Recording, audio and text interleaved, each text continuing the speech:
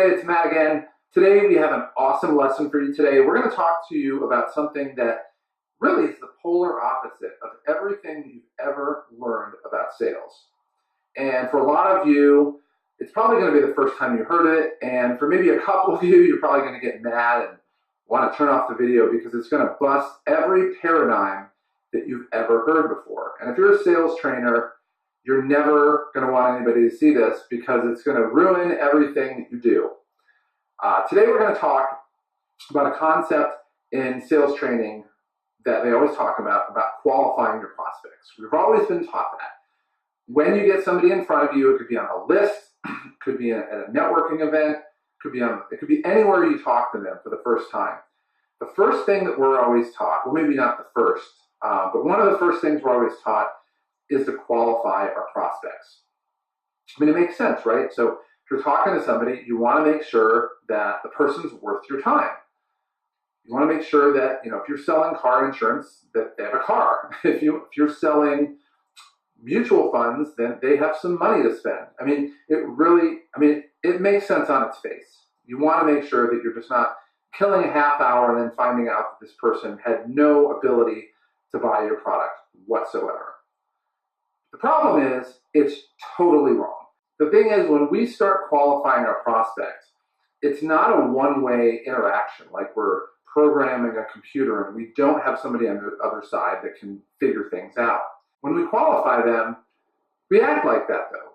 We're just going through this motion, we're going through this script, we're going through this set of mechanics, thinking that the other person on the other end is just a passive participant in this and that they have no clue what's going on. But the reality is, and we can all attest to this ourselves, is that the people that we're talking to know exactly what's going on. Think about it from this point. If you're the person who is the prospect, and somebody comes up to you and they start asking qualifying questions. Do you currently have car insurance? Are you happy with where you're at? Are you looking to retire? Are you interested in mutual funds? It could be anything like that. The first thing that goes through your mind is, uh-oh. First thing that goes through your mind is, oh man, how did I stumble into a sales prezo? This guy's going to try to close me. Man, I got other things to do. I need to get out of here. Now, at the same time, I don't want to be a jerk. So you're going to do everything you can to try to send coded messages to them that you're not interested. You might tell them you're not interested, or I'll call you later. Can I have your card? That's probably the most common one. Or I'll call you back. Let me get your number. I'll call you back. But the problem is, and it's obvious as we know this already, is that trying to qualify your prospects doesn't work. It's no different than if you're playing football and you just come out and announce the play you're going to run and who you're going to throw the ball to or give the ball to and tell the defense everything. I mean, of course, they're going to figure out right away and you're never going to have success. And I know some of you are probably thinking, okay, well, if we're not supposed to qualify our prospects, what exactly are we supposed to do? And if you're like me and my friends, you're probably being really sarcastic about it. Well, the answer is really simple. And it's something that is staring us right in the face, but it's so close we've never actually observed it. And the answer is to disqualify your prospects. Now, what you're not going to tell them is, you're a jerk, and I don't want to sign you up, and just be totally blunt and mean and disrespectful. But what we want to do is, again, we want to incorporate this in the other lessons that we're learning in the community about attraction and displaying high value. And it boils down to this. It boils down to the concept of preconceived notions.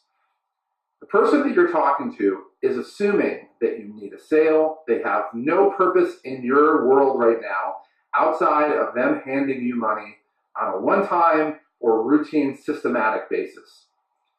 And so they start to think, well, this guy's going to try to sell me. He's not being legit. He's only out for one thing. He doesn't care about me. And as soon as he's gone, I'm probably never going to see this guy again. And in most cases, they're right. So what we do is we let them know in a very, very subtle way that that is not what we are about. So we want to indicate to them in a very subtle way that they're not really the target that we're shooting for. And there's a number of ways to do this. In the community, this would happen all the time. We'd run into girls that were just unbelievably attractive. And occasionally we'd run into a model here and there. And they're expecting, when we say we're a model, for guys to just drop their jaws down to the floor and go into doggy bowl dinner time. And to think, oh my gosh, this is a model, I totally got to get with her. And what Diesel would always do, in a very unaffected way, he would just go, oh, like, you know what, like a hand model or something like that? And she's like, no, I'm a fashion model. And he's like, no, it's okay, I understand. I mean, you have really beautiful hands. And he would walk away. And at that point in time, he would let her know that, look, he's not interested in her as it is right now. He has a preconceived notion of her, and it really, what it prompts her to do is she wants to get that upper hand again, and so she's going to end up chasing him down. But more powerfully, the message that comes across is that the girls that he's normally attracted to are more attractive than her. And he sets his, and basically he has a standard that she needs to aspire to if she's going to be in his life. And so that's what we do in the sales process. It's no different. And that's what we do in the sales process. We're just letting them know that we're not on the hunt. Back when I was doing my call center job, every so often my manager would give me a list of people to call, and I didn't really like calling. He knew that I didn't like making outbound phone calls as much as you guys do. But I'm going to be a good team player. I'll call them. I'll, patronize them for a little bit. So I would get them on the phone, and instead of doing what everybody else did around me, which is going through the whole qualification process, I would let them know, look, I'm just making the phone call to please my manager. I'm calling from the place that you asked for information from. And I'm not really looking for anybody right now, but I want to kind of see what you're looking for, and maybe I can pass you on to somebody else here.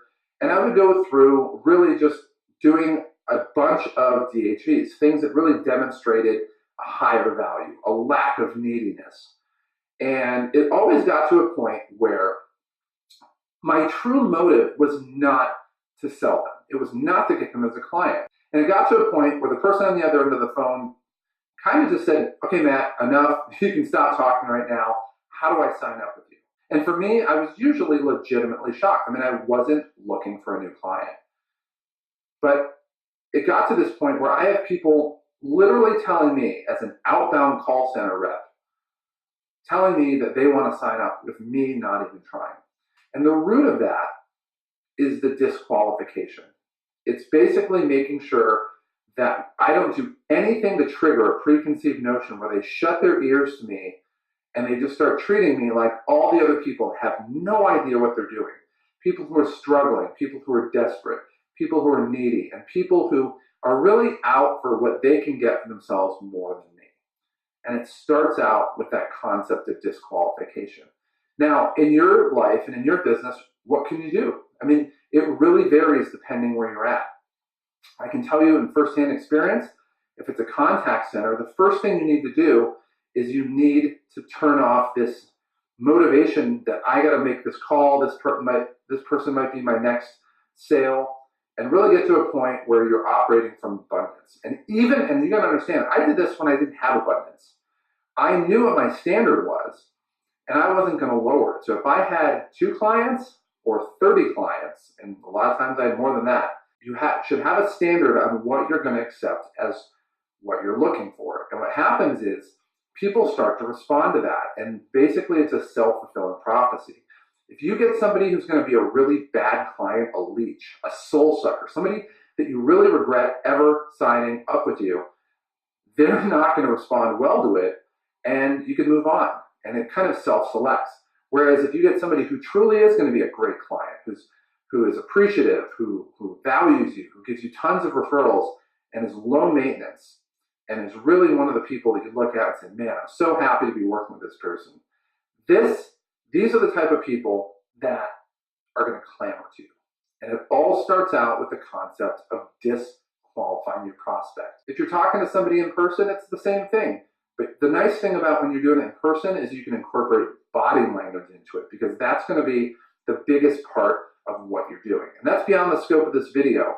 But the idea is you want to do things that communicate very clearly that you're not on the hunt. And in the end, really all disqualifying does is it's designed to ensure that you never turn on that autopilot with the person on the other end of the conversation. Once you do that, you can have a legitimate conversation. You can get to know them. There's nothing on the line. There's no pressure on your side. There's no skepticism on their side. And you can really determine whether that person is worth your time. Again, you get all the same goals of qualifying your prospect, but you have a better experience and a more lucrative set of business when you disqualify.